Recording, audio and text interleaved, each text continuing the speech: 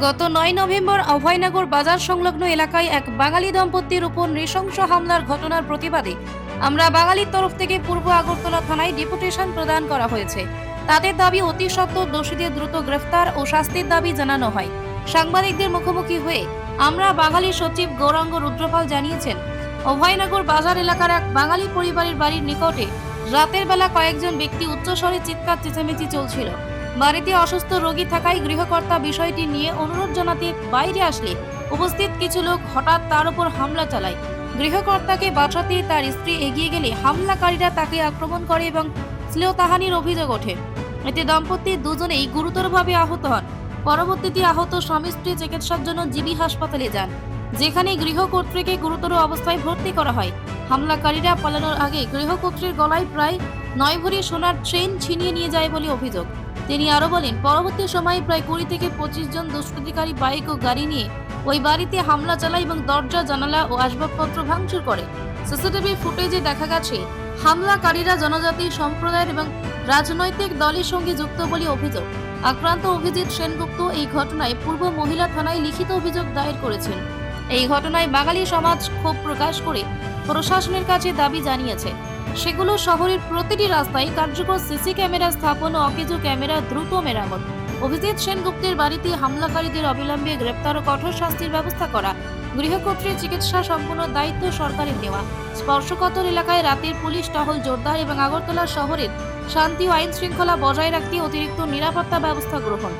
বাঙালি দলের পক্ষ থেকে জানানো হয়েছে, ওই ঘটনার সুষ্ঠু তদন্ত ও দোষীদের দ্রুত শাস্তি না হলে বৃহত্তর আন্দোলনের পথে নামা হবে। আজকে এই যে ডেপুটেশনে মিলিত হয়েছি, আপনারা জানেন গত পরশুদিন রাতের বেলা কি বলে এটা উজান অভয়নগরে অভিজিৎ সেনগুপ্ত মশাইয়ের বাড়িতে বাড়ির পাশে রাতের বেলা একজন লোক হইচই করছিল, খুব প্রচণ্ড জোরে জোরে চিৎকার চেঁচামেচি। বাড়িতে অসুস্থ রুগী আছে, সেই বিধায় কিছুক্ষণ এই হইচই চলার পর উনি নেমে এসে দোতলা থেকে নেমে এসে দেখলো যে কারা হইচই করছে, তাদেরকে অনুরোধ করবো চলে যাওয়ার জন্য। নেমে এসে বললেন, ভাই আমার বাড়িতে রুগী আছে, আপনারা যদি একটু আস্তে আস্তে কথা বলেন ভালো হয়। এই কথা বলার পর ওনার সঙ্গে তর্ক জুড়ে দিল। প্রচণ্ডভাবে তর্কাতর্কির পর হাতাহাতি মানে এরাই আঘাত করেছে, উনি একা আর কী করবেন, এরা একদম হাতাহাতি করেছে, উন্ডেড হয়ে গেছে। তো ওনার চিৎকার শুনে ওনার ওয়াইফে এসে দেখলো এই পরিস্থিতি, দেখার পর ও দেখা গেল কি ওনার উপরও আঘাত, ওনার উপর মেয়ে লোক মানুষ, ওনার কাপড়ে ধরে টানাটানি, স্বর্ণের অলঙ্কার নিয়ে গেছে শুনতে পেলাম। এই ঘটনায় এরা দুজনই অন্ডেড হয়ে গেছে।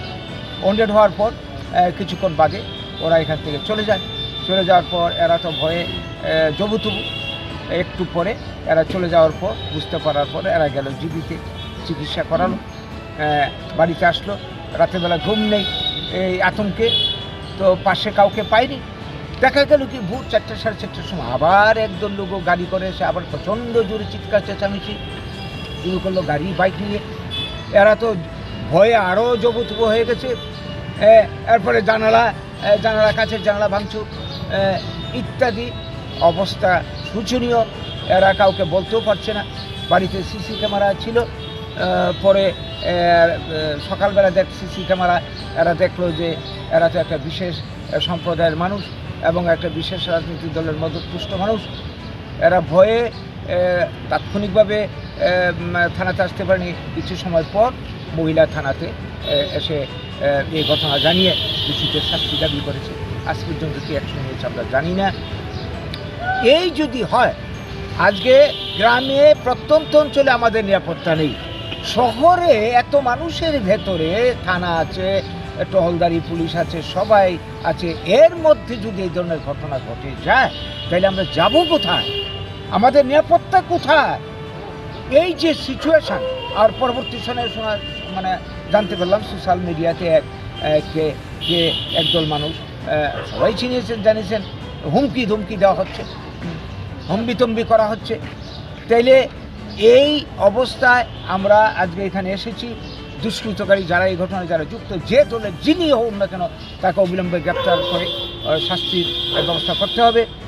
যারা ক্ষতিগ্রস্ত হয়েছে, ওন্ডেড হয়েছে, চিকিৎসার ব্যবস্থা করাতে হবে এবং স্বর্ণের অলংকার এই যে এটার ফেরত দেওয়ার ব্যবস্থা করতে হবে এবং সেই সঙ্গে আমরা যে আরও যে কটা দাবি করেছি, পুলিশি টহল বাড়াতে হবে, সিসি ক্যামেরা ওকে যেগুলি ঠিক করতে হবে, নতুন জায়গাতে সিসি ক্যামেরা ফিট করতে হবে ইত্যাদি ইত্যাদি।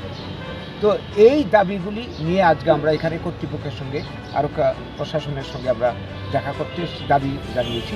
ডিজি স্যারের কাছেও মানে পুলিশ কী বলবো থানা কর্তৃপক্ষের মারফতই আমরা আমাদের বক্তব্য আমরা তুলে ধরছি। আজকে স্বরাষ্ট্রমন্ত্রীর দায়িত্ব দিয়েছেন স্বয়ং মুখ্যমন্ত্রী, আজকে তার কাছেও আমাদের আবেদন আমরা এই ডেপুটেশনের মাধ্যমে আমরা তুলে ধরতে চাইছি। এর জন্য আমাদের আজকে কি আশ্বাস পেলেন পুলিশের কাছে? আশ্বাস তো ইনারা বলছেন যে হ্যাঁ আমরা যথাযোগ্য ব্যবস্থা নেব, আমরা নজর রাখছি কি করা যায়। আমরা চাই অবিলম্বে দোষীদের গ্রেপ্তার করতে হবে।